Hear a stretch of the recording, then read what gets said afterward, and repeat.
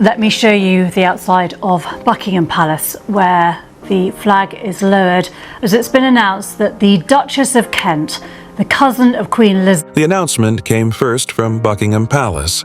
Solemn, measured, steeped in tradition. The Duchess of Kent had passed away, age 92, surrounded by family, remembered as a dignified figure who, for decades, carried herself with grace. At Wimbledon finals and royal gatherings alike, the sort of woman whose presence symbolized the quiet endurance of the House of Windsor, and as the Union flag lowered outside the palace gates, Britain settled into mourning. Yet, behind the scenes of grief and ceremony, a very different drama was brewing.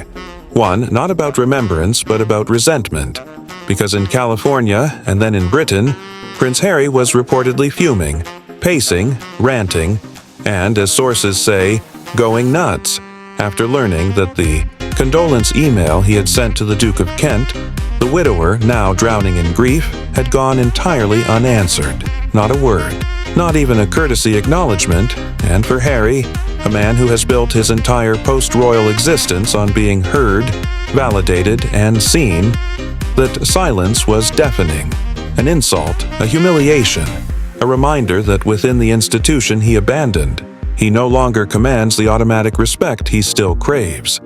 And here is where the gossip explodes, because while most people in mourning quietly accept condolences without feeling obliged to personally respond, Harry, in his typical fashion, reportedly expected not just a polite nod, but a personal acknowledgement, perhaps even warmth, a line that reassured him he was still part of the fold. But instead, what he got was nothing. The royal equivalent of a slammed door, and of course, the irony is delicious, isn't it? Because this is Harry, the same Harry who has dragged the monarchy through the mud on Netflix, in Oprah's Garden, in Spare, on endless podcasts. A man who has aired every grievance he could monetize, and yet in this moment of death and grief, he apparently believed the Duke of Kent owed him a personal note of gratitude. And when that didn't come, insiders say his temper boiled over. He raged to confidants that he had been disrespected, ignored, frozen out once again by the icy apparatus of Buckingham Palace. But let's pause here, because I want you to ask yourself, is this genuine pain from a son of the House of Windsor trying to reconnect? Or is it more of the same? Entitlement. Dressed up as empathy, Harry's obsession with recognition disguised as compassion. What do you think? Was the Duke of Kent right to keep his silence? Or should he have acknowledged Harry's email? Drop your take in the comments, because this is where royal dignity and Sussex drama clash like oil and water, and let's not forget, the Duke of Kent is no tabloid-hungry celebrity. He's 90 years old, private, old school, a man who has survived the Second World War, era of stiff upper lip aristocracy. He has buried friends. He has stood in the shadows of monarchs and in the hierarchy of grief. The last thing on his mind would be rushing to soothe Harry's ego. Yet Harry reportedly couldn't see that. He saw only insult, only dismissal, and the gossip mills tell us he went nuts, raising his voice, snapping at aides, complaining to Meghan in long transatlantic calls, muttering about deliberate snubs and conspiracies of silence, as though the widowed Duke had orchestrated a personal vendetta against him in the middle of mourning his wife. And this is where the public split comes in, because on social media, voices clashed, some defending Harry, insisting that no condolence should be ignored, that grief doesn't excuse rudeness, while others mocked him mercilessly, saying, "Can you believe this? Even in death, Harry finds a way to make it about himself. The Duchess of Kent has died. The family is grieving. And here he is stamping his feet about a snubbed email. Which side are you on? Do you sympathize with Harry's need for acknowledgement? Or do you think he's proving once again that he cannot navigate the quiet dignity of royal life? Weigh in, because every comment tells us which way public sympathy is swinging. And here's the cutting truth.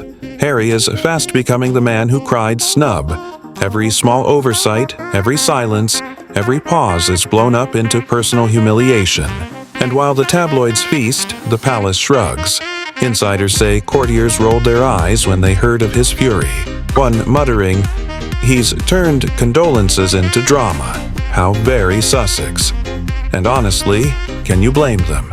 This is the same Harry who has turned private text messages with William into public scandal, who has mocked his stepmother, who has accused his father of cruelty, and yet he expected the Duke of Kent, an elderly man grieving his wife of more than half a century, to dash off a thank you note.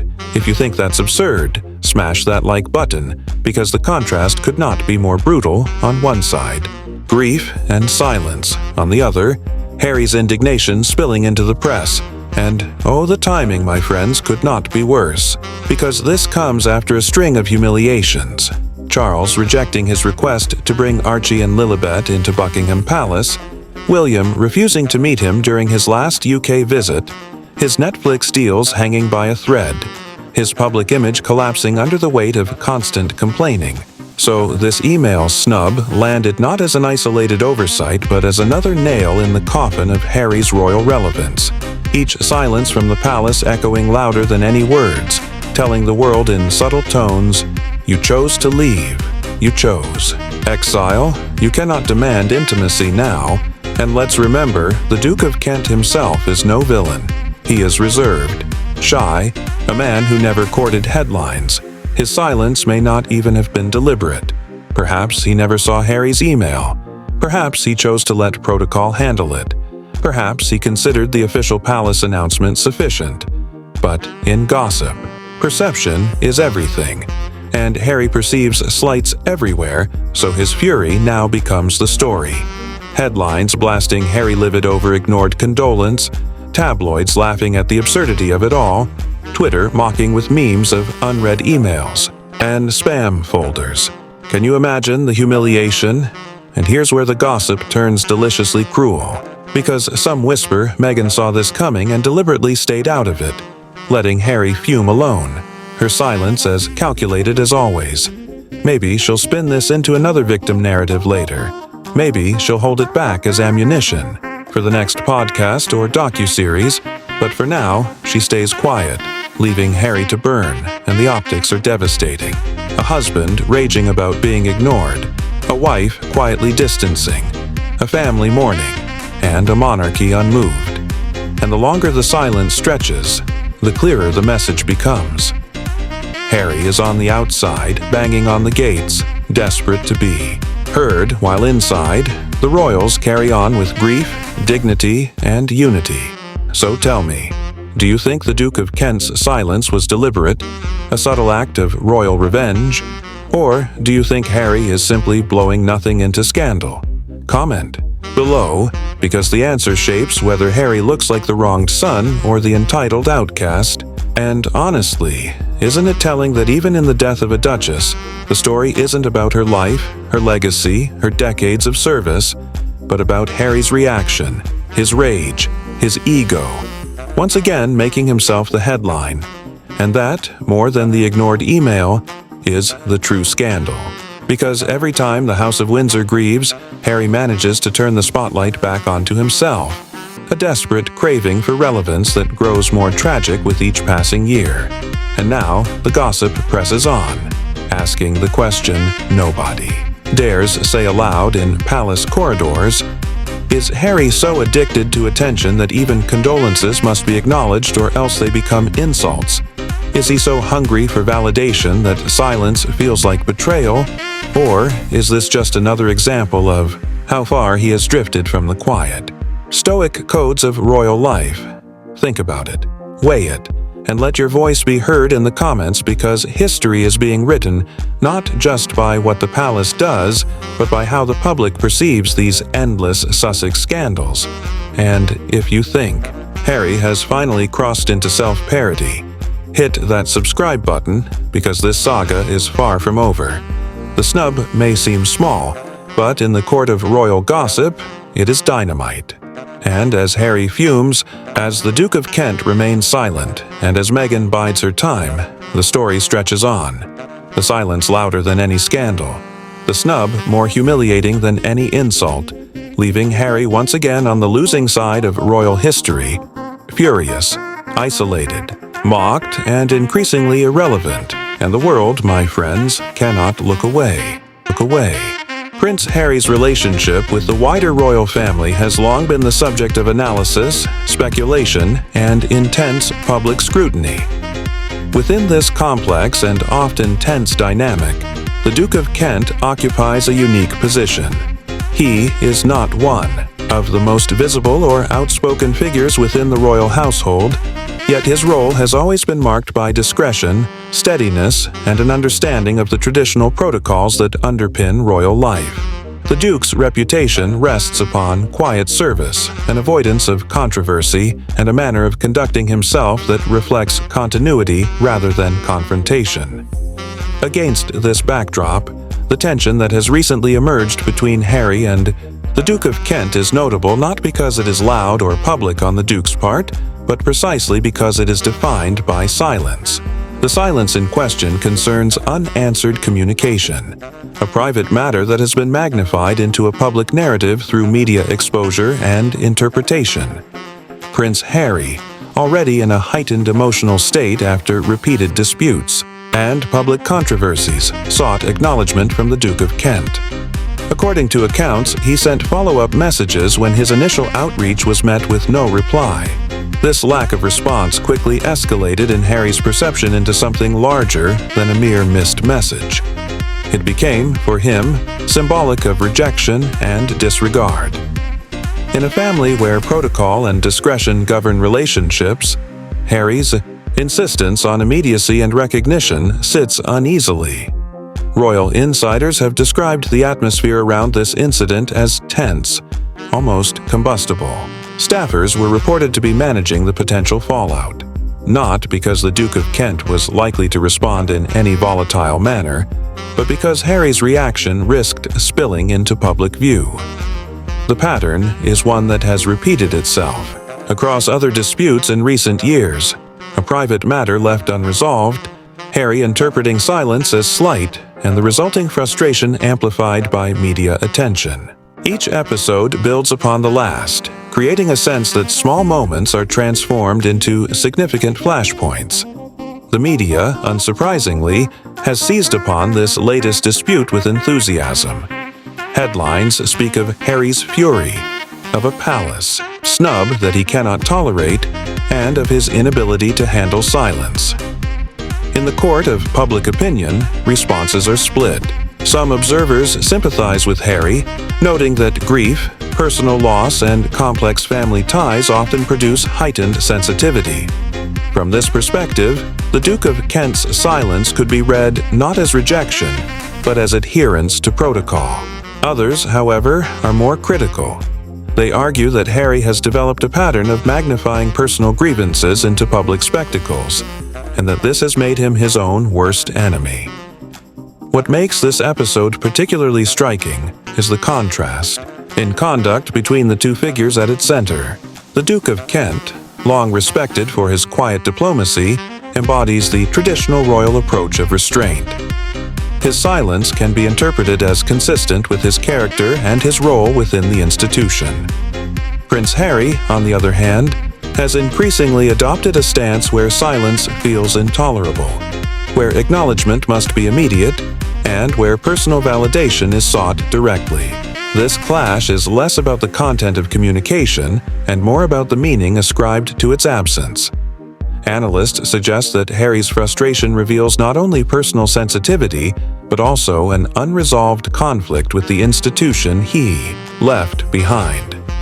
Though he has distanced himself from formal royal duties, his expectation of recognition and validation remains strong. Every unanswered message thus becomes more than a private slight. It becomes a reminder of his detachment from the system he once served.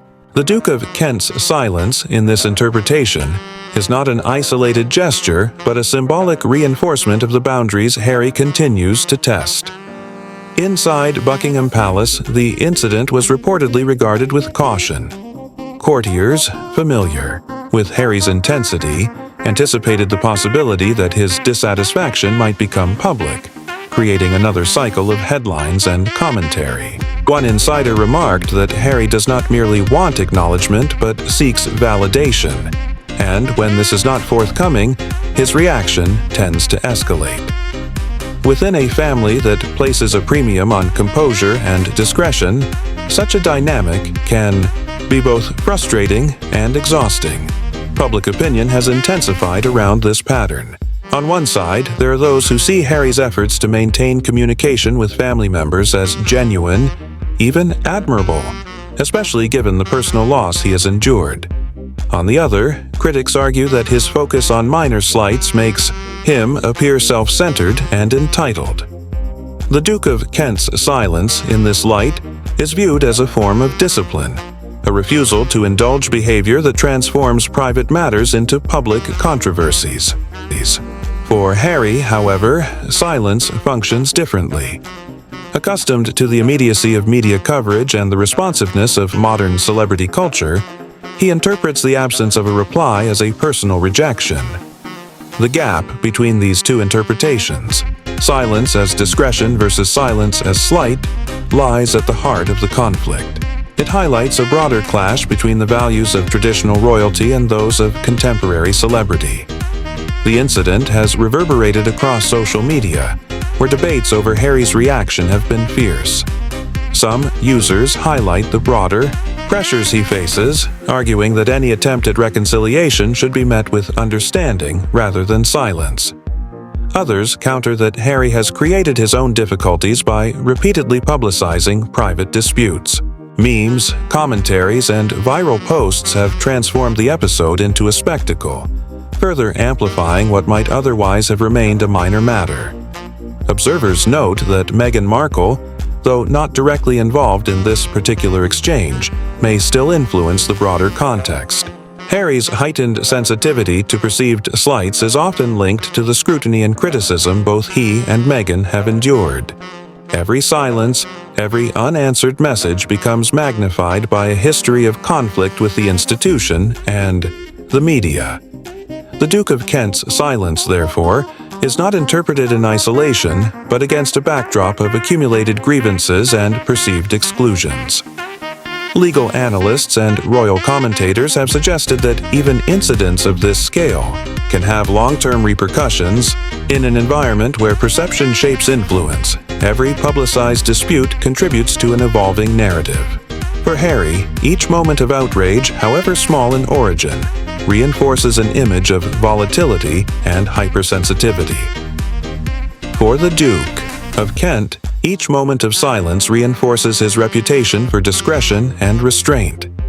This contrast underscores the impossibility of reconciliation without a change in approach. Harry continues to seek recognition on terms that conflict with royal protocol, while the Duke of Kent embodies an adherence to tradition that leaves little room for such expectations.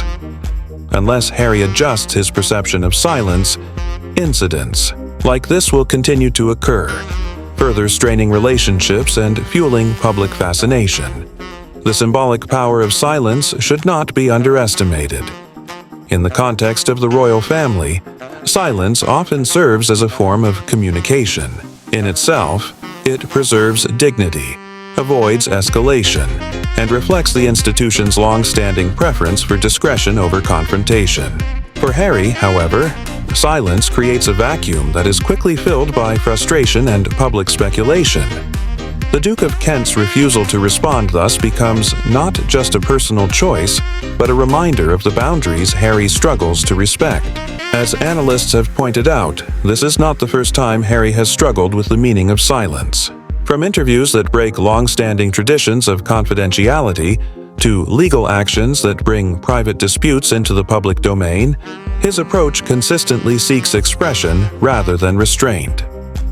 The Duke of Kent's stance, by contrast, reflects a lifetime of experience in managing sensitive situations without recourse to public airing. The unfolding drama highlights the ongoing tension between modernity and tradition within the royal family. Harry represents a generation shaped by immediacy, transparency, and the validation of public opinion. The Duke of Kent represents continuity, restraint, and the belief that silence itself can be powerful. This divergence creates a clash that resonates far beyond the specifics of one unanswered message. The situation is further complicated by the media's role. Every incident is amplified, dissected, and repackaged as evidence of broader conflicts. In this cycle, Harry's sensitivity becomes part of a larger narrative of volatility, while the Duke's silence is portrayed as discipline.